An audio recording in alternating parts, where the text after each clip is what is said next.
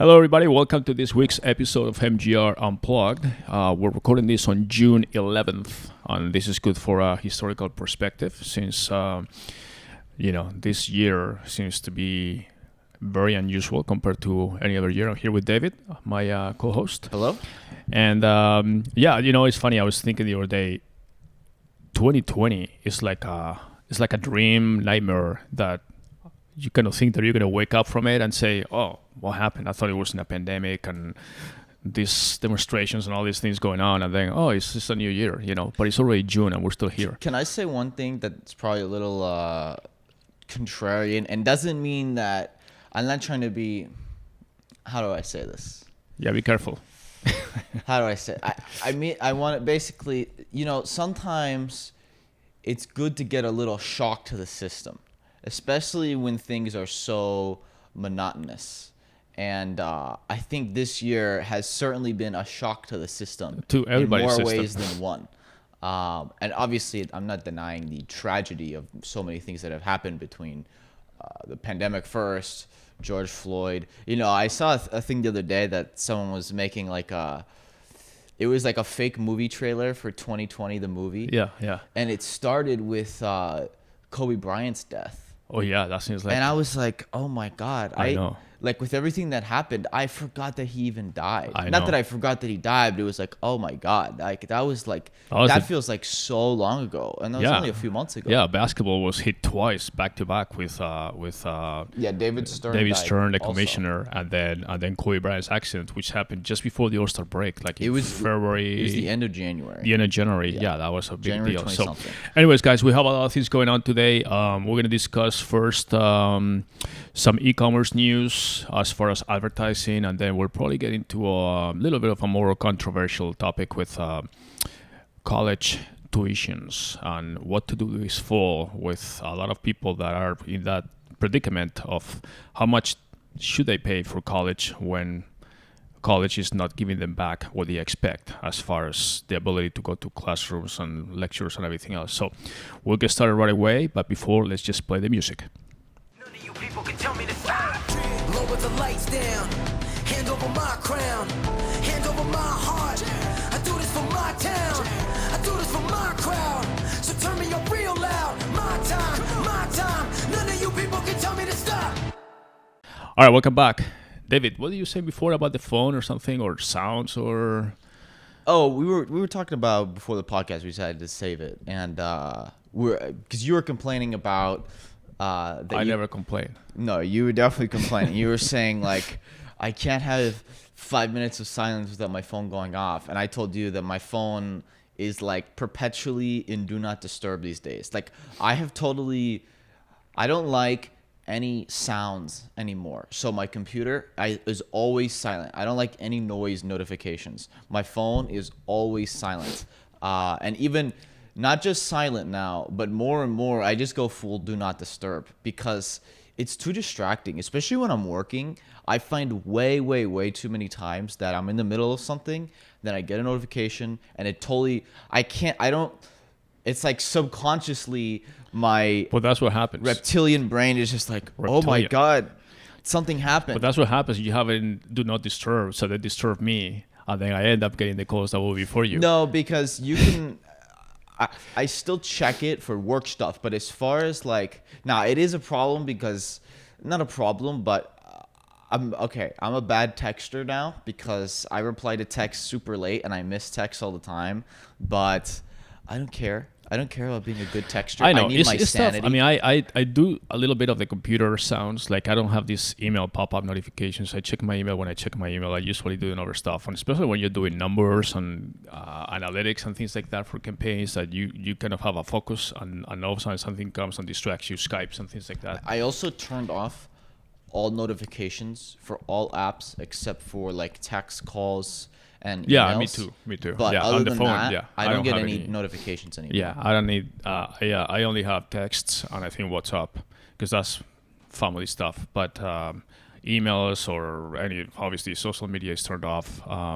But yeah, it's hard to draw the line, especially these days that we're all working more remotely, and our team, is obviously working from home and other stuff. So we rely on online communication like Skypes or Zooms or any kind of video conference, and so you can't really fully disconnect. I mean, when people need you, they No. need you, and especially with our team also. So No, but on my this is the thing. When I'm working, I have all my communication open on my computer, so I don't need my phone basically. Yeah. So I can communicate with the team on my computer. I don't need my phone. So I literally I'll put my phone on do not disturb, and I'll just like put it somewhere like 10 feet away. So I don't even touch it. I don't even see it. And then when I'm ready and I'm done with what I'm doing, then I'll go check my phone. That's good. That's been working for me, but yeah, I don't know. It's too much phone these days, honestly. It is. We rely on the phone, and but It's a great tool, but sometimes it's bad. The thing that I find myself doing, I actually have a new habit now. Whenever I decide to sit down and if I'm going to watch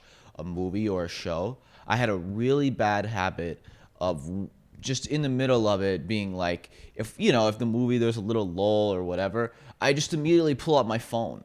I'm like, no. Stop doing that. Like I notice that myself, if I'm going to watch something, I'm going to watch That's the good thing it. about going to the movie theaters. Yeah, these places exactly. that you go to the movies when back in the days. So now what I do is I will leave my phone in another room when I'm watching a movie or that's something. extreme. Because I wanna watch it, and it's like I don't do it because it really becomes like a mini addiction if I'm just pulling out my phone anytime like I'm slightly bored. It's easy. Yeah, you it's know? easy to just find some downtime and then check the phone, Instagram, blah blah blah. Twitters, whatever.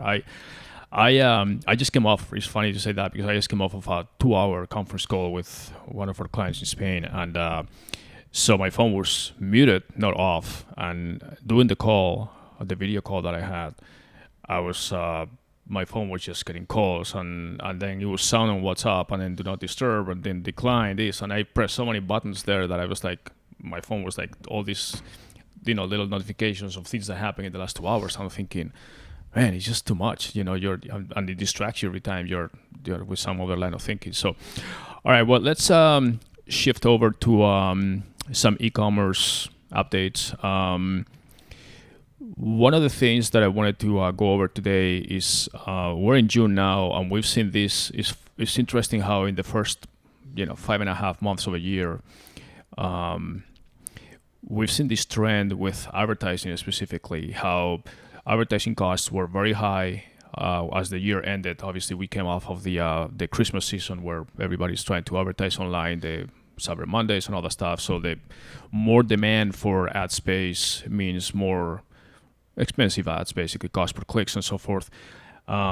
So we came from there to a high peak of CPM costs, and then the pandemic started, and all of a sudden everything was shut down. Nobody was shopping. All the advertisers pulled their money, and they said, okay, let's save the money. That happened to us, obviously, with our clients, and then obviously everybody did it. They canceled campaigns, stopped campaigns, whatever. So all the advertising costs were down, even though traffic was up for all the social media and all the internet, because people are home, they're on the internet. But the traffic, as far as the purchasing, was down, and the advertisers just pulled all their budgets, and they didn't know exactly what was going on. And now we're seeing the opposite, where after everything is kind of settled and we kind of have an idea what's happening, and people are saying, okay, well, now we need to be online. If we weren't online before, we need to be online to be able to sell. Otherwise, we don't have a future. And those that were already online have a little better picture, saying we need to double down and basically just try to dominate this sector now, because what we expected in our online transition from physical retailer to online to go over the next 2 to 3 years now is happening like this fast. So that's an interesting fact, and seeing how even people that make a business or a living actually as like YouTubers and all that stuff, see their CPMs, how they are affecting the traffic, and even from different countries. So what are your thoughts on that as far as what you've seen running campaigns as part of the CPMs increasing, decreasing? And what will you do, or what is the recommendation that you have for people that are either already advertising online or thinking about advertising online? What do you think? Do you think will be the new strategy moving forward? The new strategy? That's a different topic. As far as the ad rates go, March saw a dip, basically because one, you had all the retailers who pulled all their ad budgets. because they don't have customers. And then a ton of travel industry also pulled their ad budgets, which is a huge advertiser, especially on the Google side. Less so on Facebook, but especially on Google. And then just a lot of companies generally, basically, when the second there's a recession looming, everybody cuts ad budgets. That's like one of the first things that gets cut. So in March, we saw the cuts. But then, especially for e-commerce, because all the retail stores were closed and everybody started buying online, and we saw e-commerce just explode, most of the e-commerce companies now have started doubling down on their budgets and increasing their budgets a ton, to the point now that in May and now here early in June, ad rates are at or even exceeding pre-virus levels. So really, it was like a minor dip and then almost like the V-shaped recovery, but in ad rates too. Which the thing that'll be really interesting is when all the retail comes back, which is a different discussion because I don't know how much is going to come back.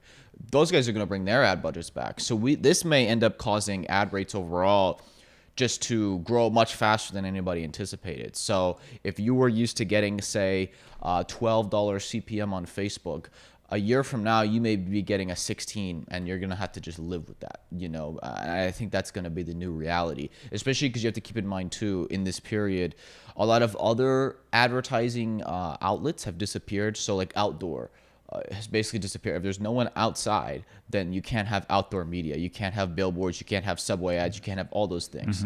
TV commercials. If all these big companies who spend tons on sporting events and all that, if all the sporting events are gone, there's no ads to be there. So basically the ad supply has shrunk.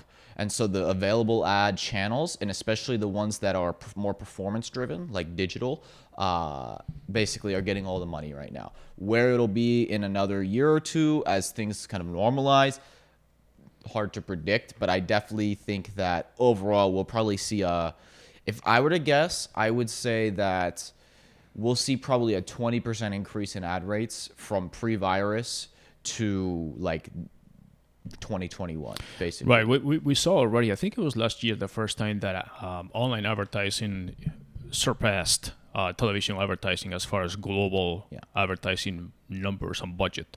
And obviously with the pandemic and the situation this year, that's the bigger winner is going to be all the online advertisers, the Googles, the Facebooks / Instagram, Amazon.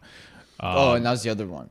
Amazon ad rates have spiked completely. Well, because everybody's buying on Amazon. Exactly. Now, obviously, sales on Amazon have gone up a ton too, but ad rates on Amazon are obscene right now. I mean, Amazon goes they by have cost per become click. the de facto store for everything. I mean, they even Amazon obviously had to even change their Prime rules, as we discussed in different shows, to say we're going to prioritize first necessity type goods and not the they other don't stuff. do that. But They're back to they don't do normal that now. anymore. But they did it obviously at the beginning just to prioritize things that were extremely demand and needed and all that stuff. My point is that on Amazon, whereas Facebook, I think it's hard to I don't know across the industry globally, but I can see through our clients basically ad rates. Ad rates have probably gone up roughly 20% from pre-pandemic, and now on Amazon it's easily doubled in a lot of cases, because Amazon goes by cost per click, not CPM. And I've seen many of our clients where they were paying $2 a click and now they're paying $4 a click. Right. I mean, that's insane. Which in reality, what that effectively means is that you have a certain budget for the month for advertising online. Right, you get half as many clicks now. Exactly. Now, your buying power has decreased by 20, 30, 40%. Now, the conversion rate of those clicks, here's the thing.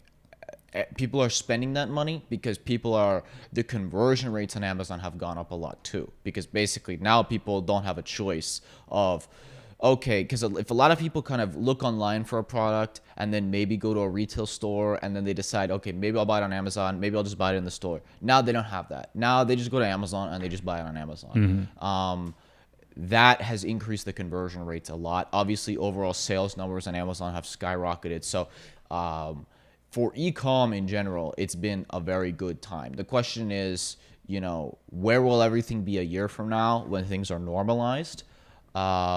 That's a major question that we don't really have the answer to. It also matters how much retail comes back. I wrote in my newsletter this week that this idea of a retail comeback, I don't know. Well, I mean, we already know some stores are not coming back, and not just retail. I mean, even things that are not retail, like advertising for restaurants or hotels. Or I mean more in the e-commerce context of like, how will e-commerce sales do once everything's back open and normal?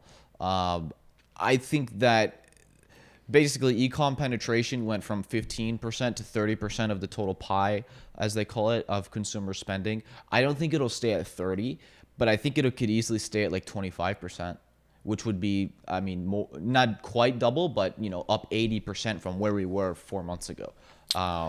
So that's, we'll see what happens. But the other aspect is that, as we've mentioned before here, you can see how the major platforms from Google to Facebook to Shopify, all these are trying to grow faster or add as many features as possible to their own e-commerce platforms, because they see that that is where the consumer is these days. Consumers are not going to retail stores, and actually it doesn't look like they're going so much. Like everybody, we keep seeing that we need to reopen the economy. In fact, the news today, with the market going down today about 5%, is that they're saying even if there's a second wave, we cannot afford to shut down the economy like we did the first time. So that tells you how much of a damage was done. And then you can plug the holes as much as you can, pumping money and printing money and all that stuff. But at some point, you need to realize we need to find another solution. Maybe that works for the first 2-3 months, but we cannot do that like every time there's a reopening or something. So the part that these companies are realizing is that we need to put as less friction as possible for our platform, our viewers, our consumers, to find what they're looking for online as easy as possible. Like, for example, Shopify adding a bunch of features, even working with Facebook on other features like Facebook Shops and all stuff. Google is trying to get as much as the marketplace as possible away from Amazon as well. So everybody now is seeing, okay, we're going to try to capture these consumers that before were going to a retail store and now they're not going any longer. And now we need to get more advertisers that way. So that's another factor that I think is affecting that. So, again, I mean, this is something that a lot of companies need to realize, that their budget that they had, whatever their marketing pie is, whether it's for print, and one of the advertising channels that is coming back now is direct mail.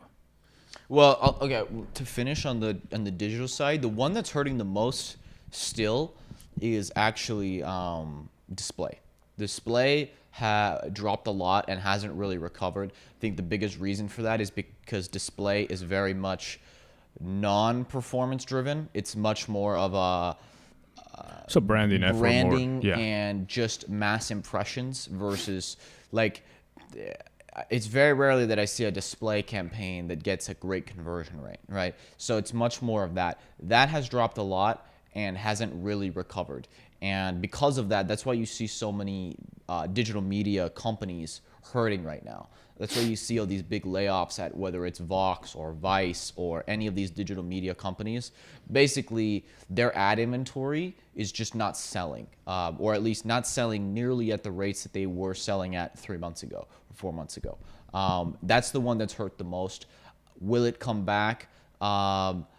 Yes, but I think display needs to change. I think that display is outdated. It was one of the early internet advertising When methods. you say display, are you just talking about the typical banner ads on websites, things like that. What like about, when you go to Vox.com, you get different ads on the articles and wherever. Right. That's what I'm talking about, basically. That's where they get a lot of. But like the advertising network, like the double clicks and all that, placing those ads, or you're talking also responsive ads that are like, they're display, but they're not really banner, pre-designed banners. They're more I'm talking that, how do you say it? Those ad spots, basically.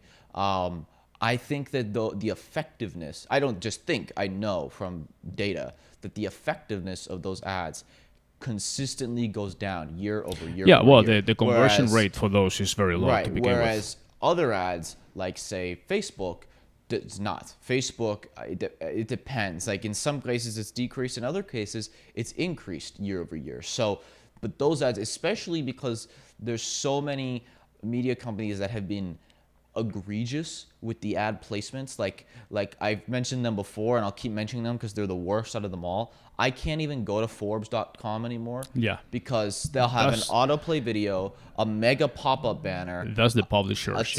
Right. All of those ads. When you have all that garbage, then it makes them basically ineffective, and it just annoys the hell out of people. And why do you think so many people have ad blockers these days? It's because of that. It's because they're so annoying, basically. Yeah. Though that ad inventory is intrusive, and I think continually the ads that will be seeing work are the non-intrusive value add ads that basically people want to see, not the ads that are just, hey, here's a pop-up real quick in your face. Well, you can also see how the demand back in the days of ad space decreased during the crisis, because as an advertiser, as a publisher, you have the option to have like 5-6 different spots for your ads, for the ads that you're allowing to happen, and then you can actually select whether you want the same ad to be repeated or not. And then there's many pages or many sites that you go and they have the same ad 5 or 6 times around the page. It's like wallpaper with the same ad in different sizes, formats, layouts, and all that stuff, and it's like way overwhelming. So let me ask you, if you are on a retailer with basically primarily online presence, how will you adjust your budget mid-year? Normally, you set up the budget at the beginning of the year, or depending on your fiscal year. But obviously, some adjustment is needed now for the second half of the year. So, how will you adjust your budget as far as saying, okay, well, guys, we need to do less print, or more direct mail, or more online advertising, search ads, Google, maybe Facebook, depending on where you are, Amazon. What recommendation do you have to people as far as how they should be flexible with their budgets or adjust them? For digital, I would just do what works. I mean, right now, even though ad rates are going up, the conversion rates on digital ads, especially Facebook, Instagram, Google to a large extent, like I said, Amazon, those ads are just converting at super high rates right now. Right. So if you're making good money, if you're making a good return, I would just keep increasing the budget so long as you're maintaining that ROAS.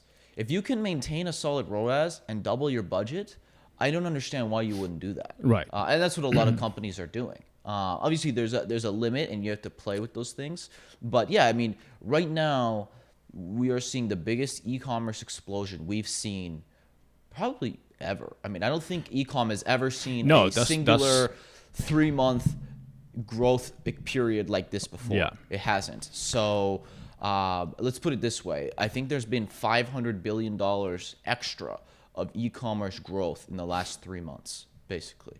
That's massive.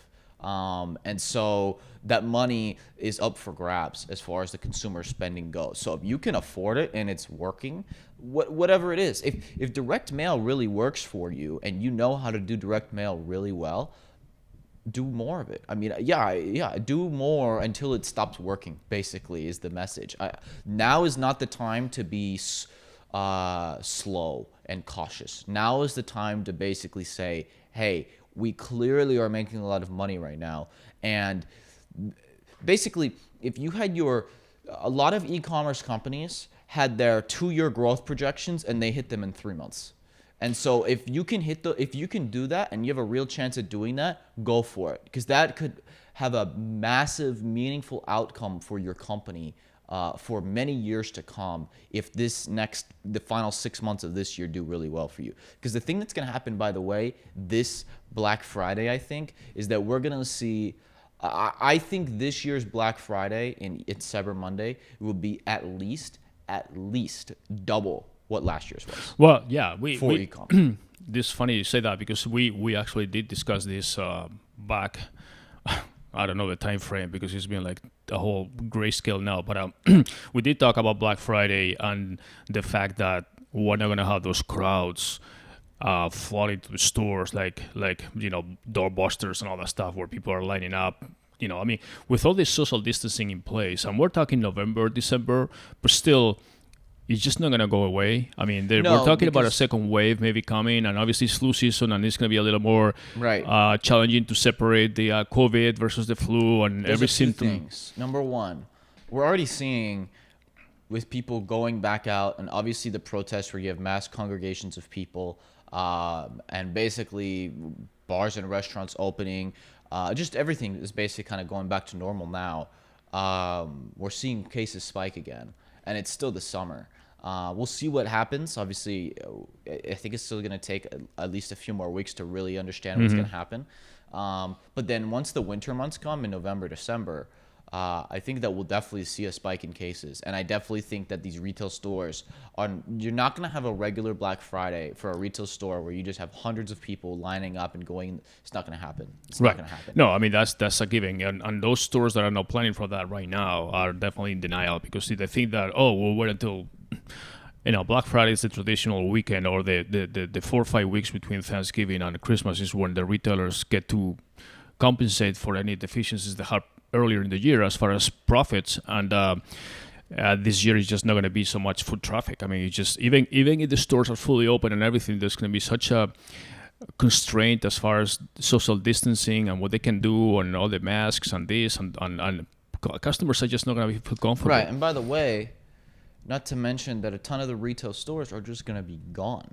Yeah. They're not coming back. Or fewer. I mean, either the local branch that you were used to going doesn't exist anymore, or it's just gone completely. Right, So- right. That's what I mean. There just, I think it was Tuesday or Monday, there was, I think it was Reuters or some company did an analysis, and they estimated that by 2021 next year, that a third of all U.S. malls will be gone. Basically, Yeah. they will be shut down. And so obviously malls are a big money maker and big foot traffic attractor, I should say, for Black Friday, magnets, Cyber yeah. Monday weekend, basically. And if a third of those malls are gone, people will be buying. Well, them remember, back. some of the mall contracts for the smaller retailers are tied to the fact that the anchor retailer, the Macy's and the Nordstroms and all Right. those are there. Once those retailers are closed or bankrupt or whatever, then that gives an out to the other smaller retailer that had a lease contract based on those being there, and that allows them to kind of break their lease and say, okay, well, if these guys are out, we're out too. This year, So- we are going to see somewhere between 10 and 20% of all retail stores just disappear this year.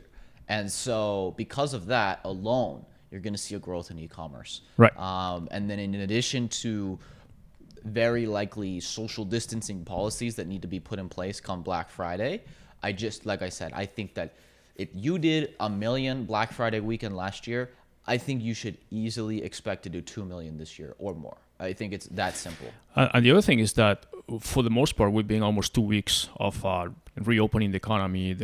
Some economies or some states like Texas started opening Memorial Day, end of May, and officially we started like June 1st. So it's been almost 2 weeks now, and but we haven't seen that kind of difference. I mean, like you said, the cases are spiking up a little bit more, even though we're still under control. There's no overwhelm. There's nothing like it was obviously 2-3 months ago.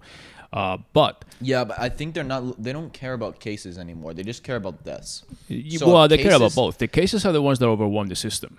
And then, Right, but if cases spike but deaths don't, right. then I think they're just going to keep things going.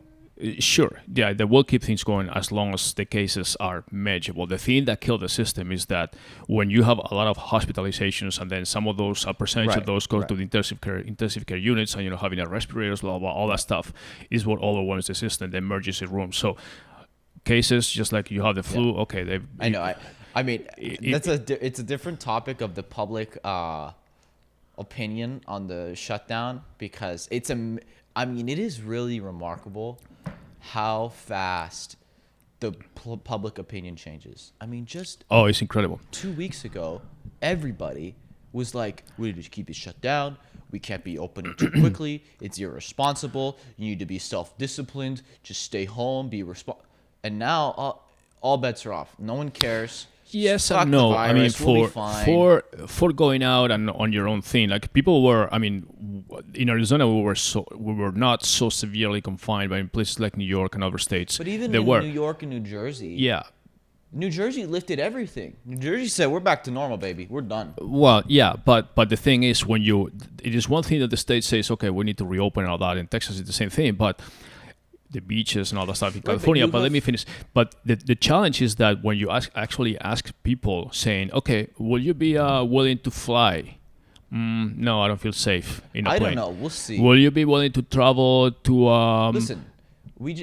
Listen, I'm not trying to be political, but you had basically tens of thousands of people getting in groups together for protests. And those were the same people saying 2 weeks ago, we need to stay home. Yeah, I mean, that was an exceptional case with the protests and all that stuff. Exceptional or not, I understand. I'm not saying that the protests aren't right. I totally agree with the protests. But the virus doesn't give a shit about your protest. No, I know. The virus just says, oh, yeah, baby. Yeah, it is on or off. But, they consider it differently because you are like outdoors and I don't know. It's just mindset is different. If you're outdoors, I agree. Outdoors is different than indoors. But you saw the pictures. No, and the I videos. saw that. But when you're shoulder to shoulder with 10,000 people. It's all about confidence. I mean, people feeling confident, and you go to protest, and then you feel confidence. Well, meaning it's not about confidence. The virus doesn't care about your confidence. I know the virus doesn't, but it's the people's attitude. So when you ask the same person that could be demonstrating peacefully somewhere, saying, "Okay, Black Lives Matter and all that stuff, all very nice outdoors, shoulder to shoulder with another person that he or she thinks is safe or whatever," that same person you ask him, and he's been already in surveys, and they say, "Oh, will you get on a plane and travel on vacation to go 3 hours away, whatever, in Florida or something?"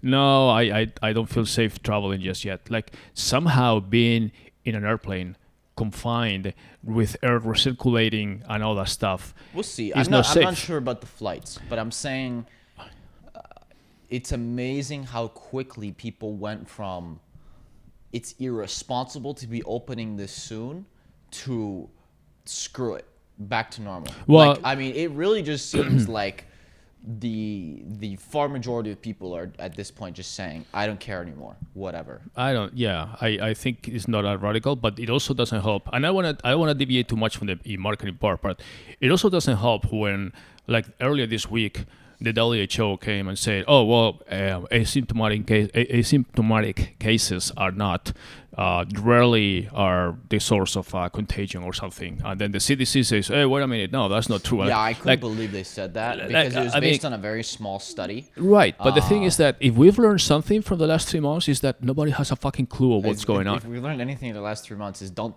trust anything that Right. WHO says. I mean, it's like everybody has a different opinion. You read different headlines and news from even different countries and different governments. Everybody has the whole opinion. I'll see one headline that says, literally, like yesterday I was reading, and it was basically like I think it was it Texas or Florida? It was one of the two, and it basically says, I think it was Texas, and it says Texas has been open for weeks, and basically they've been fine, nothing's happened. And the next one says, Texas hospitals third day in a row with record cases. They re-engaged their emergency procedures. Yes. Literally like back-to-back headlines. I'm like, so which is it? Is it totally fine? Right. And or the same is thing. It back to emergency? Like the WHO was saying, no, asymptomatic people are not really a source of contagion and all that stuff, which basically was the reason why we said, okay, even if kids are but not... we don't know that. Well, I know, but that's what they said. This is WHO, okay? And they even retracted their comment later saying, okay, we need to be more careful how we phrase this because the CDC study, I know, but the CDC said, no, that's not true. The WHO is saying, yes, that's the case. And then they said, well, it's not exactly, it's people that may not have the virus and may not have symptoms, but if they had the virus, but they have recovered and they don't have symptoms, and they start convoluting the answer. It's the same thing with the hydroxychloroquine. Yeah. I don't know what the answer for that is because one day I see, oh, it doesn't work at all. It's a total sham. And then the next day I see, oh, in France, it works tremendously. And basically this drug saved France because now they opened it so any doctor can prescribe it. Basically, they don't need any special permission and they can just write a prescription. Which is, I really don't know. I see every day I see about hydroxychloroquine. Half the people say it's great, it works, and the other half people saying, oh, it's stupid, it doesn't work at all. It's the same thing with the social distancing. They say, 1.5 meters or 6 feet or 2 meters, or it really doesn't matter, like we saw with the protesters. The mask is the important thing. Or maybe they say, like schools are reopening, and we're going to get into that topic, but it's like, gloves are not needed, but yeah, they have to have distance and masks. The kids do not need the masks. It's like, what the fuck? It's like, it's so freaking convoluted. Nobody knows what to do. Restaurants, the same thing. They're opening, and they say, okay, you can open at 30-40% capacity, which is basically like a suicide pill for all these restaurants, because they're not going to be making any money with 40% capacity. And then it's like, yeah, but the people that go to the restaurant, they can sit down and eat, and to eat they don't need a mask, but when they're not eating they need to put the mask on. Some of them require you like a face shield even, and then they say, and every time you get out from the restaurant to go to a bathroom or something, you need to put your mask back on, and it's like, well, so much for going and having fun in a restaurant or eating or being socially engaged if I'm going to be like a freaking robot there with all kinds of things, So it's not that easy, but the main thing is that it looks like when you do like there's constant surveys and studies that you read on the internet stuff, and obviously they are all very contradicting, but it seems like people... It ultimately seems like, thankfully, this virus was not as bad as we thought it might be. Right. Basically. Right. And it was very highly contagious, more than any other virus that we've known, or more than the flu, whatever. Not as lethal for the average person unless you have pre-existing conditions, so you were older and things like that. So it wasn't... Well, it was lethal, but it wasn't as lethal as we thought it could be. Right. Basically. Right. And that's it. I mean, and then we know... We didn't... Now, I want to say, I've seen a lot of people playing hindsight here. And it's very easy in hindsight to say, we shouldn't have shut things down as severely. Oh, yeah, I agree. That's stupid. Yeah. Okay? Because what if it actually was way worse than we thought? Because if it was the opposite, and the virus actually was way deadlier than we thought, and we kept things open, we could have seen way more deaths. And then you don't know. I mean, they're blaming, and again, election years are the worst for any kind of situation, because the press tends to push everything one way or the other, depending on which side they side with.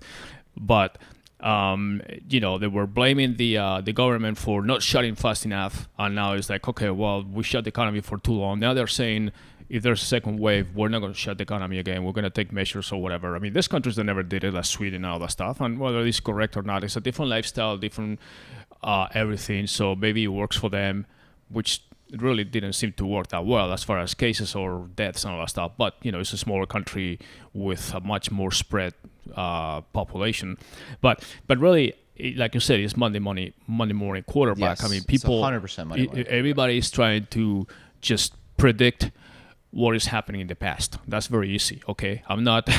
It's a contradiction, but yeah, I know very well the things that have happened. I just don't know what's going to happen. Right, and the same people who, same with the stock market. Right, yeah. There's lots of people now who are saying it was so obvious that the market would stay going up because the Fed was going to do this. And it's like, you didn't know that. It's like, right. Where were you when the market was down 30% in 2 weeks? Well, I mean, it's like, it's always easy in hindsight to say those things. Even these financial sites like the Yahoo Finance or CNBC and all that stuff, they use the same headline. I actually do it in the morning. It's funny because they have the pre-market, and they say the futures, and they say futures looking like increasing 200 points or something, with good prospects for the future of the economy, reopening, all that stuff. And then all of a sudden the futures drop 200 points because of something, and they said the same thing, just they changed the headline. Futures are looking down based on the prospects of the economy not opening fully as expected or not. It's like nobody knows. Everybody's adjusting and giving you whatever has happened, but nobody knows exactly what's going to happen. So but that's okay. I mean, as long as they admit it, and that's what is so frustrating too when you go to the news media in general. I mean, all of them. I'm so frustrated with all the news outlets out there, because it's almost like you have to get everything from the right, from the left, from the middle, from every single source, and then come up with your own funnel of assumptions saying, okay, these guys are saying everything is extremely bad, these guys are saying everything is extremely good, and now I'm going to have to look into in the middle, like I was reading a book. I'm reading a book right now by I forgot the name of the author. It's from the Scott Adams, and he was saying, when every news outlet agrees on the news story, like saying, okay, a hurricane is coming, be careful, find shelter. Okay, the left, the right, Fox, CNBC, MSNBC, whatever, everybody's going to say the same thing. Hurricane is coming, find shelter. Okay, then you should act upon the news. But when one says, this is happening, be careful, the other thing is, oh, this is not happening, don't worry, whatever, then it's like, forget it. It's not news. I mean, it's just basically everybody's taking a side. So it's hard these days to find a news source. Yes and no, though. I mean, the pandemic was real. The and pandemic there were was some real. outlets saying it wasn't real and some saying it was. No. The reality of the pandemic is real, obviously. It's just the acting on the pandemic or the severity of the pandemic. Some people were saying, well, the actual death rate. When you're looking at the severity of the pandemic, and you're going to Fox News or MSNBC, that's the wrong source. Oh, exactly. That's I what I'm wouldn't go saying. to them. Well, They don't know what they're talking about. right. Basically. But I mean, the majority of people go You have to a bunch of pundits who know jack shit about virology. and I so agree. I'm not going to But listen to them. most of the population, they go to either Fox, which is basically you get what you want to hear, and then MSNBC is the same thing on the other side, and CNN is usually more on the liberal side now, and then they side, obviously they hate Trump, so they're going to say completely the opposite. And but in reality, I mean, it's not like you can report the numbers however you want, but you can actually look at the numbers and say, it's like every headline saying, oh, the U.S. reaches the grim number of 2 million cases. Okay, yeah, we had 2 million cases. The death rate is not really that huge. I mean, obviously 100,000+ people dying from the disease is bad. Like one person is bad. We were discussing this the other day that I don't really understand about the virus, that in the U.S., the death rate was much lower than like in Europe. All the European countries, the death rate was double much or higher. triple Right. the U.S. And I don't really know why that is. Because we had this discussion and we thought, okay, well, maybe it's because people are more spread out, whatever. Okay, so then I looked at New York. And even New York's death rate was a little bit above the national average, but still compared to like France and Spain and Italy and but that's exactly my point. UK, That you read it all was these. like half the death rate of those countries. Oh, the and UK, I didn't understand why. UK is the worst. Because like basically like you could say the density, and I thought maybe that was the answer. But New York is just as dense as those other countries, but their death rates were still double. Was it that there was a different strain in Europe that was much more severe? I don't really understand why the death rate, is it the U.S. healthcare is better? I mean, I don't really understand why the death rate would be double or triple the U.S. in these other countries. I really don't. I don't know. Double why. or triple in the U.S. I'm sorry. Or Double or triple that in of Europe. the U.S. Yes, Basically. yes. The UK's death rate was triple that right. of New York's. Well, I mean, France was the more UK. than double. The UK has about 30,000 people. 30,000 deaths right now. Right. Which, when you compare the population of the UK with the population of the US, is like double our death rate. But the headlines you see there on all these papers is like, oh, the US, how the number one country in the world, the most developed country in the world, has 2 million cases. It's like, yeah, because we're a bunch of people here. But then when they look at our death rate, 100,000 is a lot of people. Right. But say when you compare I now, can't believe people really think the U.S. has the most cases. yeah, I know. We don't. It's just the absolute versus relative, and it happens everywhere. People No, just but don't know. I don't mean just that. Even absolute. Well, I know. China has way more cases. I mean, look at Brazil. just lied. Brazil just Brazil, went. I know. Oh, Brazil just went from saying, "Okay, we have so many cases, we're gonna stop reporting them." I know. And everybody said, "What the fuck, dude? I You know. still need to report the Oh. numbers." And then they said, "Okay, we're gonna go back to report." And who the heck knows what numbers they're reporting? It's ravaging a lot of villages in Africa too. Yeah. And they have no reporting. They have no. Right. It's like, okay, just because the U.S. is a big country that is actually honest about its reporting doesn't Yeah, mean that we're the exactly. worst. Basically. So, but anyways, back to the economy and all that stuff. Before we take a quick break, what I was going to tell you is that it seems like the fact or the event that will make people feel more confident is when there's some kind of vaccine or something available for I don't think it's for going to take COVID. that. Well, I that's think within this next month will really be the deciding point. Because because basically everything's almost back to normal in the U.S. now. I mean, we are really opening things up. they are, but not back to normal. I mean, the restaurants and shopping, and there's a lot of restrictions as far as Yeah, but the like I said, in some places. there's restrictions, but then there's also not. There's no bars are not open. Comedy clubs. Lots of bars are open. Some of them, but I mean, like the gatherings, movie theaters. Okay, I know, but it's a juxtaposition because you can't go to a bar, but then you can't go to a crowded bar, but you can go to a crowded protest. Well, but look at sport events. Same thing. I mean, it's but my point is that things are really opening up now in the U.S. And we'll see what happens in the next month. If things get bad again, then I don't know what's going to happen. But if things stay how they are right now and keep opening up, and then, okay, we have a spike in cases, but not really deaths or not really a ton of hospitalizations, then I think people won't care anymore. But let me ask you a question. This is something that I really wonder. Like gathering places where people gather close proximity, like sporting events. Obviously, we see NASCAR races. Basketball hasn't come back yet, but it's going to be without spectators. Every sporting event is going to be. Baseball is probably not going to come back. Basketball may have spectators, actually. They're thinking about it, but we don't know. Football, we don't know. Anyways, all these things, they say that to be safe, there's going to have all these restrictions and probably no people. Even in Europe, the same thing. All the European leagues are back in place and they have no spectators or anything. The soccer leagues and everything else. But they say the spike in cases. I mean, how severe that has to be? Doing flu season, for example, which is majority of the football season, all that stuff. People gather in stadiums. It's cold as shit in most of the country. They're there with the snow and the cold and all these football games that we see, especially as we get closer to the winter, like Thanksgiving, Christmas. I'm sure there's a spike in cases of flu. I mean, you see people that are there, like some people are like. This is much more deadly than flu.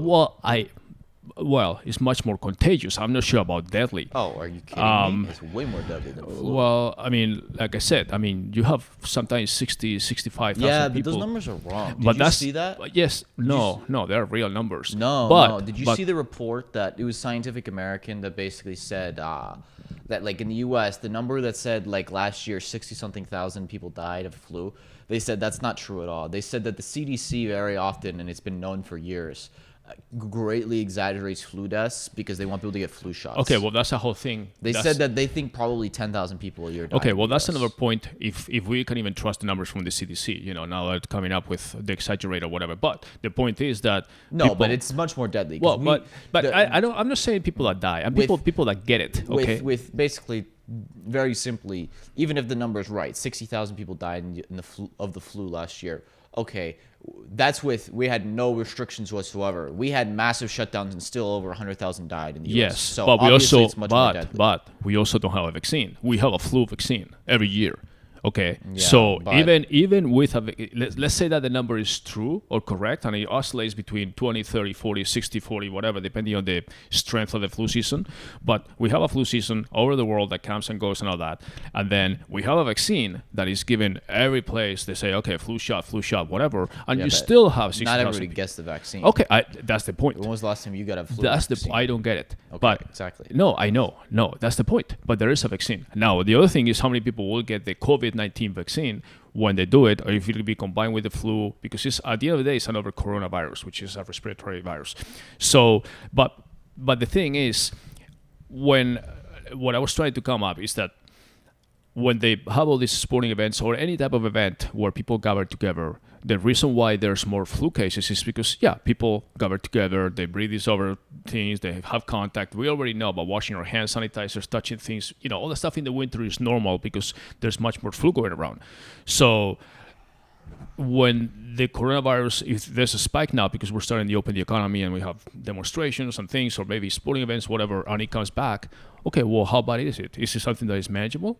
Yeah, okay, we have so many more cases. That's what I'm saying. We'll find out. We don't report cases of the flu every day. We don't see, we have 300 cases of flu today. 400 cases tomorrow. For the month we have 2,000 cases. Okay, we don't report that. Okay, so... Well, we do. You don't see that in the news every day. No, you don't see it in the news. Okay, we say, you see sometimes, this year's flu season is going to be terrible, blah, blah, everybody needs to get the flu shot. Okay, fine. We hear that, but you don't in the news every day saying with a little chart, 300 today, 400 tomorrow. Obviously. Of course. Because it's a known entity, a known event that happens every year, and then you need to load up on vitamins, eat But healthy that's and all the that thing, that in the U.S. every year, millions of people get the flu. Not that many people die from it. Right. So we'll get into a situation where we say, okay, well, millions of people will get some kind of COVID-19 infection. Few people will die, which is basically the case. How many more people than the 2 million that are reported have gotten COVID-19 that are not reported? Because a lot of people, I talk to a lot of people that say, I think I had it. I felt like but this. that's, Okay, well, there's no way to test it. There was no way to test it before. But I think if I had to guess, maybe there's actually 3 million cases right. instead of 2. But it's not like, 20 million people have it. And don't you think now that we have more testing available is also a reason why we have more cases reported? Because before they were unreported. Yeah, of course you have more Right. testing. Right, Like, of course. But right. I mean... it's like if you have a freeway and that's everybody's... why I don't think that there's I don't think that there's actually 10 million cases. No way.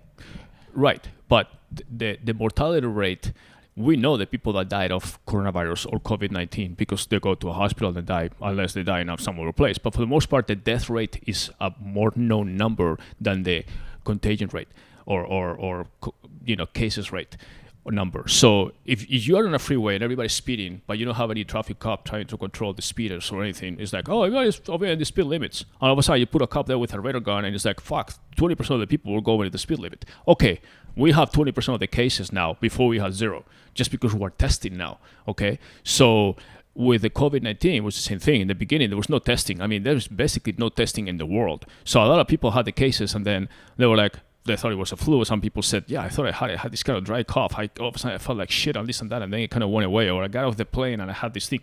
We don't know. Maybe it's just a typical flu, cold things, or maybe they have a light case that was not that severe because their body was more able to fight it, Now that we have more testing, everybody's basically can go to their drive-thrus or clinics or whatever, say, hey, I feel bad. Yeah, you have it. Or no, you don't have it. It's different. So there's more numbers. So that's what I'm saying, that when the numerator or whatever, the cases increased, is not so much of a bad thing. It's just that we're testing much more now, as long as the death rate decreases, which is where it's happening. And then we get to a place where we're kind of comfortable being uncomfortable, thinking, okay, well, yeah, I have the same case of getting COVID-19 as if I were getting a severe flu or whatever, and it's just a matter of whether I decide to take a vaccine or not, or, any other thing. So, any other, so to wrap up the e-commerce news and all that, advertising definitely is the way, online advertising, I think. To put it very simply, the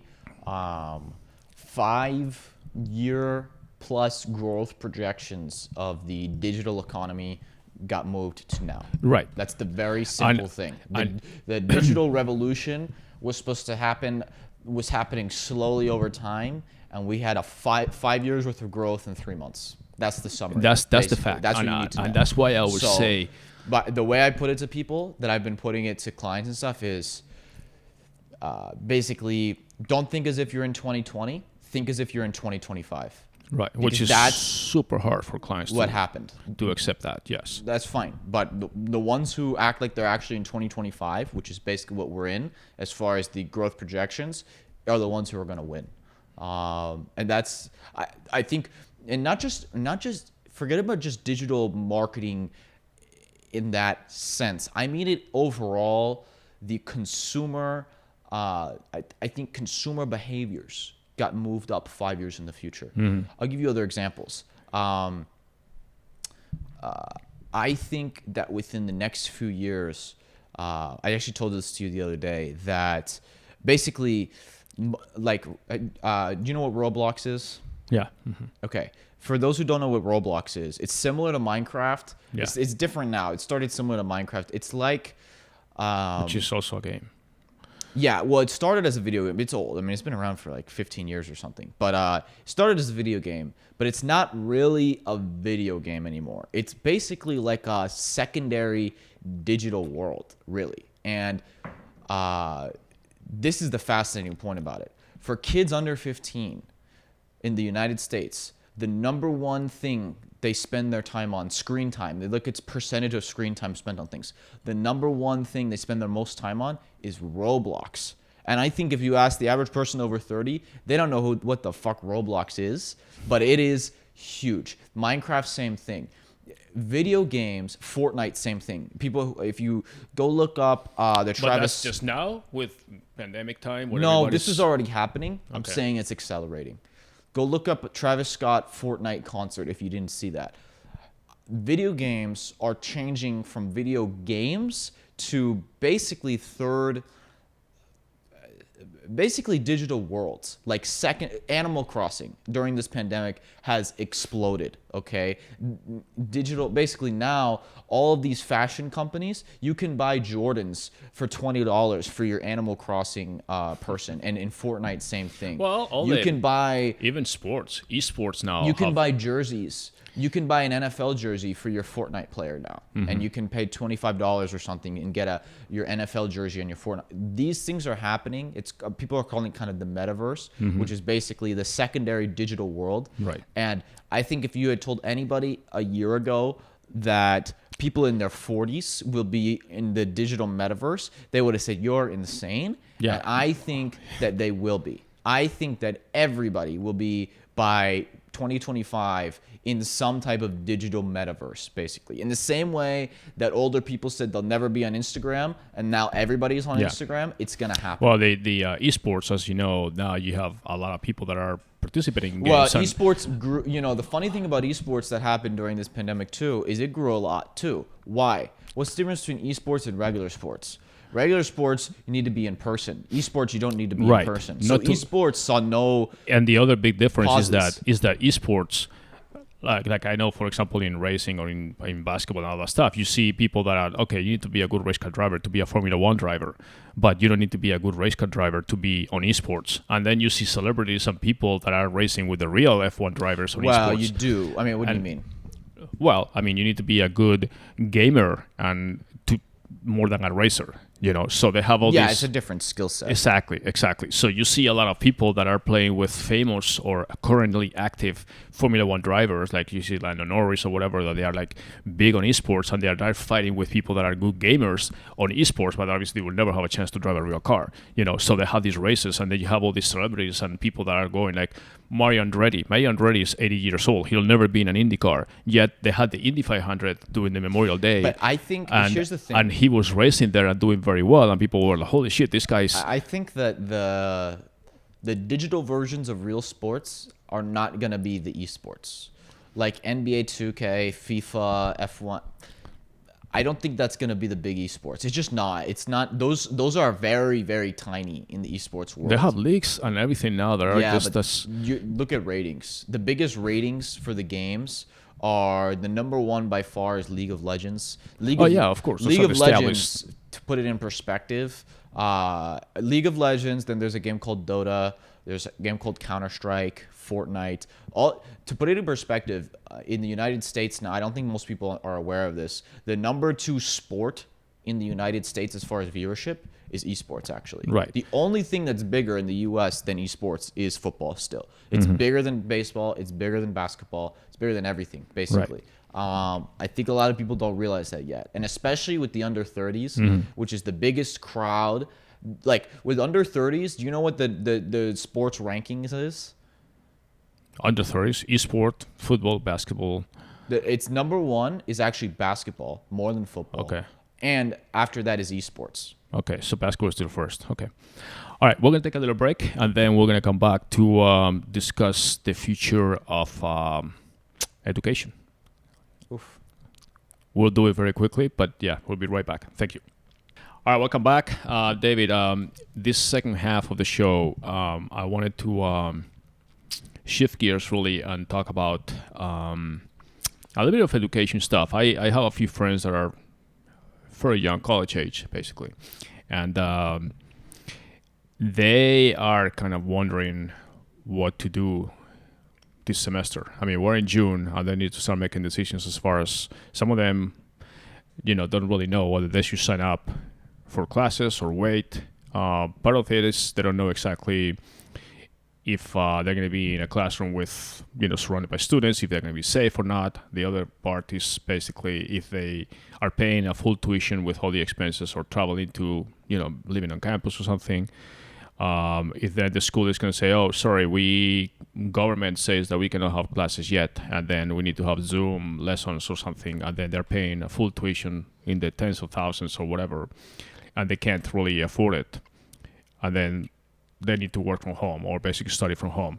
And the other option, or the other factor to that, is that most of the college students are financing or paying for their education with part-time jobs and things like that are somewhere near campus or even on campus. And now they won't be able to do that. Some of the stores, restaurants, bars, whatever they work are closed. So they can't really supplement their income or pay for any of the expenses with that income. And then even if they try to work on campus with some of the jobs that are generated on campus, if it's closed, obviously they cannot do that either. So you add the fact that they don't have any income or ability to make any money with the fact that they're also in their houses, with a Zoom class, and they say, well, I still have to pay $10,000, $20,000, $30,000 tuition. So I know you have also a lot of more friends and contacts than me in that kind of situation. What do you think is going to be happening, in the next semester, which is basically starts in 2-3 months when people need to go back to school or decide what to do? I'm talking mostly college. Obviously high schools and things are different. Ultimately, what dictates everything is what employers want. And so the reason why college was seen as a necessary thing for a long time is because employers basically required it for a lot of jobs. Like if you didn't have a degree, they basically wouldn't even look at your resume.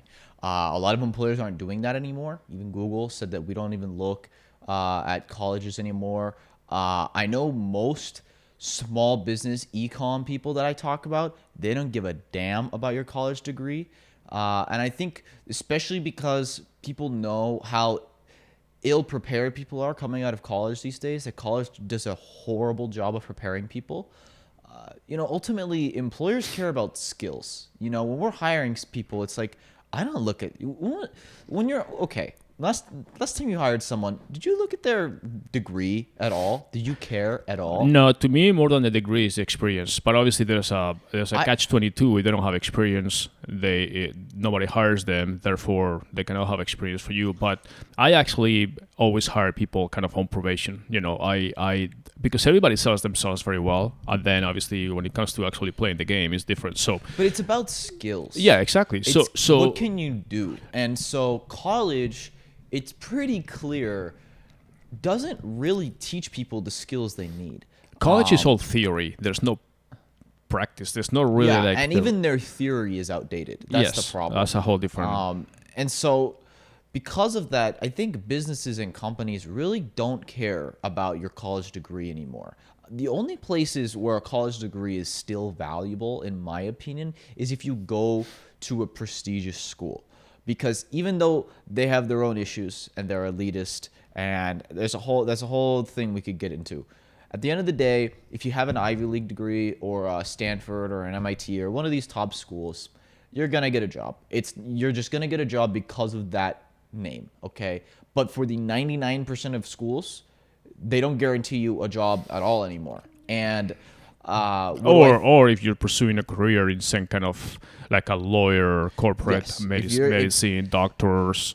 Yeah, and I even think there needs to be change there because, the fact that we have a shortage of doctors in the country, and it takes so long to become a doctor. It takes so much debt to become a doctor. Doctors for the first 10 years of their career are just paying off their debt. So that's a whole other rabbit hole, again, we can get into. But for the general workplace, like for the majority of people who are like business majors, communication majors, all types of things, and you're just going to get desk jobs type things, you don't need a college degree. You really, really don't. You need skills. And there's way better, more efficient ways to acquire skills than colleges. And I think that,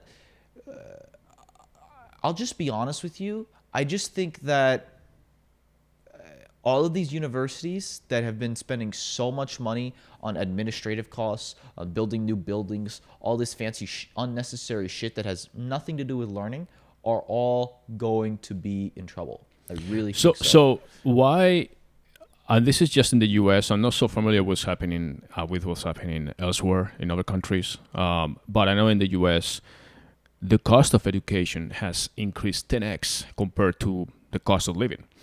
We know that in the U.S., healthcare and education are the most expensive, or the two most expensive factors for people's lives. But even education is 10x, where healthcare has increased about 3 times or 4 times compared to the cost of living, adjusted for inflation. So why are colleges more and more expensive? Why is tuition more and more expensive every year when really, as you said, and I know too, the college degree is less and less valuable every year for certain careers? It's very simple. It's incredible. It's very simple. There's basically 2 main reasons. The United States government many years ago decided we're going to guarantee student loans. Basically, I think most people know this. Basically, they guarantee a bank that they will get paid back by the government if the student doesn't pay them back. And that the student, if the student doesn't pay them back, that they will basically take the money directly out of their accounts. Even if they declare bankruptcy, it doesn't matter. The loan is guaranteed. So you, Mr. Bank, are guaranteed to get your money back. That is insane, because then banks basically said, okay, well, we can just give money out to anybody. Because even if this person is getting a shitty degree that is not going to get them a job anywhere at some shitty college, we don't care, because we're going to get our money back no matter what, backed by the U.S. government. So they basically give loans to anybody and everybody. That caused an explosion in new students and costs. Why? Because colleges and academic institutions, they might pretend that they're for the good of the people and that they're great and nice and honest. They're not. They are greedy like everybody else. And they realize, oh, these banks will give out loans to anybody because they're guaranteed. So right now, our tuition is 10 grand. But guess what? If we made it 20, the bank is still going to give them the loan, and we'll just make twice as much money without losing any other students. Basically, in any other business, if you 5x your costs without improving the product, Right. you're going to lose all your customers. Right. But they could do it because the loans were guaranteed. And because there was this brilliant propaganda that you need to go to college to get a job. And it didn't help that corporations were requiring it, basically. If you didn't have a bachelor's degree, your resume wasn't even looked at. You just get thrown out. So all those things led up to basically college tuitions increasing. Where does that money go? Building huge buildings. I mean, look at all these campuses. They spend so much money building all this shit that's unnecessary.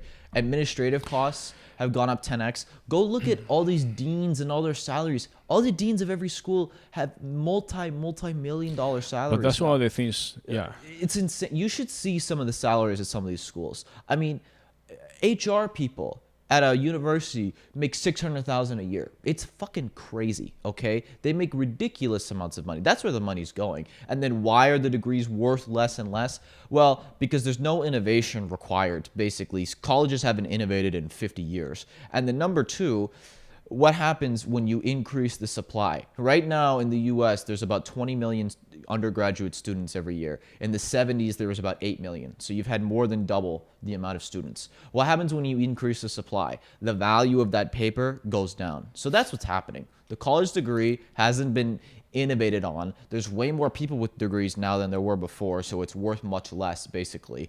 And colleges have jacked up their prices because they can get away with it, because they say we can take advantage of students and get away with it, and look like the good guys. So that's one of the things. That's why. You know, they used to sell you like, oh yeah, college education is needed. It's just the personal growth and this and that. And then out of the blue, over the past quarter, between February and the end of the year, all of a sudden all the colleges closed and they had Zoom classes and all that stuff. That was fine for the 2-3 months, but then all that stuff went out the window when they said, okay, what about the importance of college campus life and blah blah, and all this recruiting and everything that you do there? It's all marketing. It's all BS, marketing. of course. That's all it is. Of course. So now again, going back to, you know, I think they thought that everything was going to be taken care of and solved by the summer, but it's not. And now the students are starting to make decisions saying, okay, do I enroll for this semester? Do I actually go to the bank and ask for a loan? Do I decide to pay $20,000 for something that I don't even know? The school is not even telling me at this point in many colleges if they're going to have classes or not, or in which conditions. They're all waiting for the local officials to recommend to hear their recommendations, which is a good excuse, but they're going to say, hey guys, no matter what, we're going to have Zoom classes. Because of that, we're going to reduce the tuition by 75%, because, by the way, you have to pay your apartment, whatever you are, under your Wi-Fi or whatever, and buy this equipment. Where is all that coming from? So I mean, students are going to have to replace the indispensable life on campus or whatever with now not having that and just having, I mean, might as well just go to YouTube and learn shit. And that's what they do. Right. That's what college is. Right. I mean, that's literally what college is. College is going and watching YouTube videos. Watching videos on YouTube on their channels that are and all free. stuff, and then doing online tests that are totally ridiculous. So this is going to be something, I think you mentioned before that you see a lot of schools are going to, or colleges are going to have to. Here's the thing. The consumer always wins.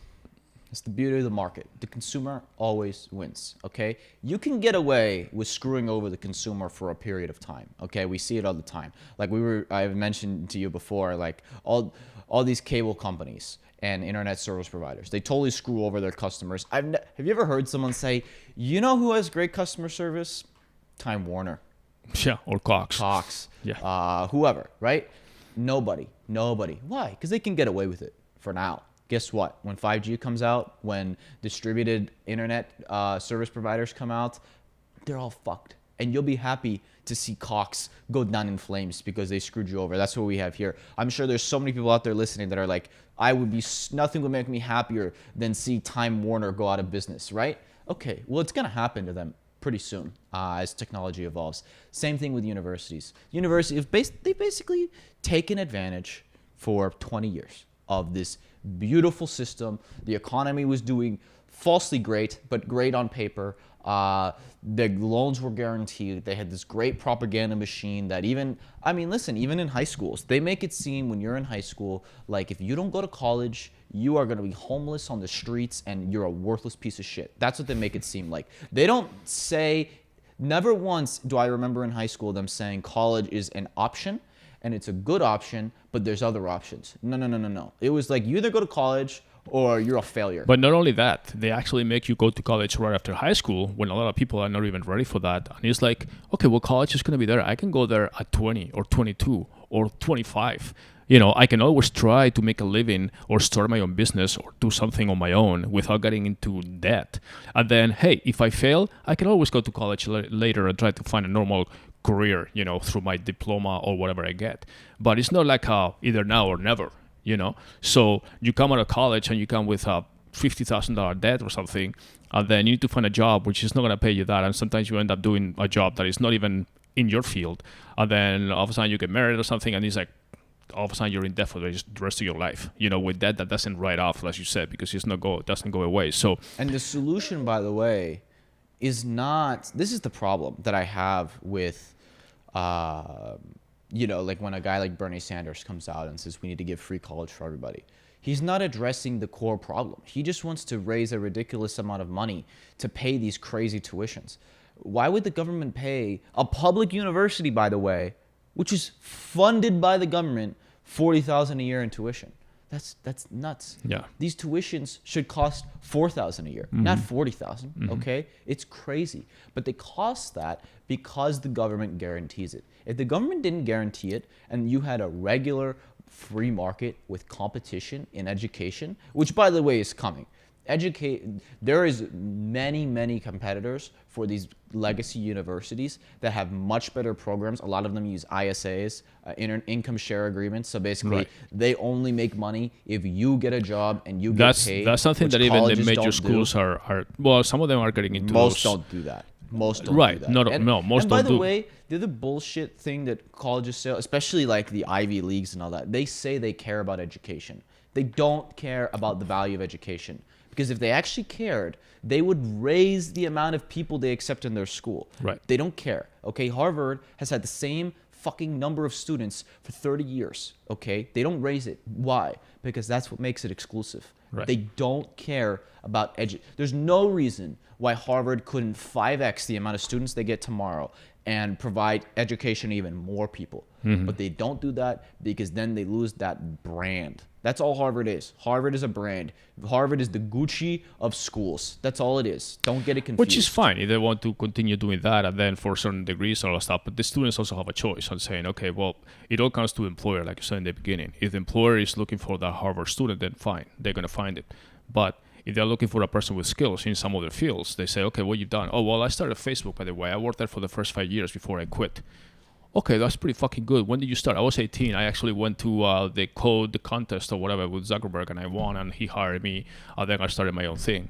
It's like, okay, forget the college degree, you know. And like that, there's tons of examples of people that are entrepreneurs that have started businesses and continue this and that. I mean, you get a real life education as far as running a business, as opposed to coming out of college and saying, okay, now But what? you don't just have to run a business.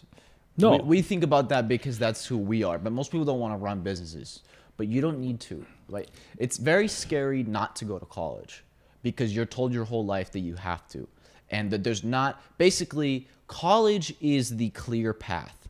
Right? College is... The thing about school that doesn't prepare you at all for the world is that there's a clear path. You take this class, and then you do And this, I and then you do understand that, and you graduate. And in real life, there's no clear path. I You understand have to make that, your own path. but it's a path. Well, Go let me ahead. finish. And it's scary because you're told that that's the only path. And to go off that path is to basically tread out in unknown waters. And you really don't know what to do. But you can do it. And I think more and more people will do it. And Sure. there's going to be alternatives. And that you don't need a degree to get a job. You need skills. So what you should do if you don't want to go to college is spend your time learning skills. Because if you learn skills and you can prove to an employer that you have real skills, they will hire you. They will hire you. That's what they care about. And But it's, yeah, is it riskier and scarier? Yes. But that's only because right now the paradigm hasn't shifted quite yet. I think it's about to. I think it is about to. I think it's well, it about has to to, shift because where it's the only thing that, with all the progress that we've made over the last 10 years, as far as everything, technology, internet, and everything, it looks like college education is the same as it was 10, 15 years ago. it's the same as it was 50 years ago. Right, They haven't exactly. changed. You finish high school, you go to college, you get a letter from, you apply to 10 or 12, then you get accepted, you try to find some scholarships, and then the rest is a loan or some effect, and then you go to college and you spend 4 or 5 years, and then you graduate. It's exactly the same thing. Nothing has changed. And it's like, okay, well, everything else has changed. Why college is the same procedure? Not only that, it's even more expensive now when Because again, they could get away without innovating. exactly. Well, we just went through that. That's So why. And now there's real players who are really innovating, and I think that they will provide real competition to these universities, and that if they don't respond, that they're gonna lose. 100% they're gonna lose. These bloated administrative staffs. I mean, it's crazy that now at university you have more administrators than you have professors. Mm-hmm. You know, it's why do we have these things? well, yeah, it'll be interesting to see if with this new situation with the pandemic after effects or whatever, if colleges are going to adjust their model and say, okay, well, we're going to start doing like more online distance learning, which is an option.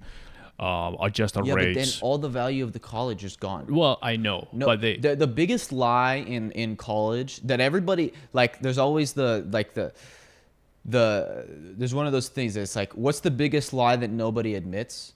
And it's the biggest lie in college is that you go there for education. You don't go there for education. You go there because it's a 4-year party. You get to have fun. Yeah. You go to these beautiful campuses, all that stuff. and you get away from your house and all that stuff. Yes, that's why people go to college. Well, that's true. That's true. If all of a sudden college is online, then you're just there for the education. You can get that education for free. Well, you don't need as college. more and more employers start accepting online diplomas or degrees, and college graduates are online, then that will change. Because now there's some online academies that do that, and some employers are starting to accept those as legit degrees. So they will have to adjust. I mean, it's just if what's going there's to happen. there's going to be more and more digital education companies that pop up that give people real skills, that teach Right. people real skills. And when those employers start recognizing, oh, wait, I can hire this guy who went to whatever university and he has no fucking idea of what he's doing and I have to teach him everything. Or I can get this guy who, he doesn't have a degree, but he went to this online certification school, and I know the people from that school because I've hired them before, or I've had a buddy at another company hire one of them Right. who has real skills. And he said he knew out of the gate, I didn't have to teach him shit. He just knew that he had the skills already. Right. They're going to hire that person. That's what's going to happen. And that's when you'll see a reckoning for these universities. Mm-hmm. You need the real solution is the government needs to stop guaranteeing the loans first. Yeah, of all. that's for sure. And Yeah. then number two, you need competition, because if you have no competition, this is what happens. It happens in every industry ever when you see that there's no competition. But when competition happens, then people have to get better. Prices calm down, right? There's no unregulated market in which prices just go up forever. It only happens in these regulated markets where there's good intentions, right? The government did it with good intention. They guarantee the loans so that more people go it's to not school. different in any, yeah. But I mean, then it's- the academia, who are supposed to be the bright haven of society, they're greedy fuckers too. Okay, Well, I they're mean, humans. if They I took were, advantage. That's what if they I were did. a home builder and I say, okay, I'm going to Right. give this guy a mortgage, and the Right. government is guaranteeing the mortgage, and I can sell you the biggest house in the lot, because it's like, okay, Right. I don't care if it's $1 million home and you can even afford it, because if you don't pay me, guess what? The government is going to pay me. Then you deal with the government.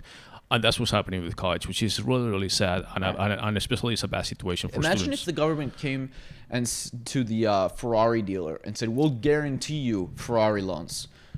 Okay, well they're just gonna start selling. Hey, do you have money? You don't have any money? Doesn't matter. Here, we'll give you a loan. Here's a Ferrari.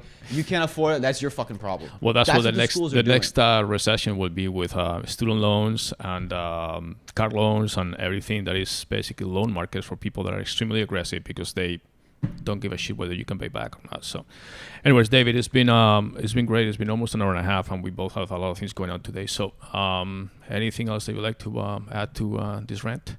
No, we're good. No, don't Okay. go to college. It's scary not to, but you don't need it. Well, I mean, there's nothing wrong, really. I mean, there's nothing wrong if you don't feel comfortable or certain of what's going to happen in the next 6 months. Push it back. Work, do something, be creative, come up with some skills for 6 months, and then maybe in January you can join the spring semester, or maybe the next summer. Just spend the whole year polishing your skills or developing some kind of skills in your own. And this is the perfect time, because really it's not a lost year. I mean, it's already a lost year for a lot of businesses. So maybe you can Not to find mention, someone. it's never been easier to make money as a solo entrepreneur, freelancer. Yeah, online.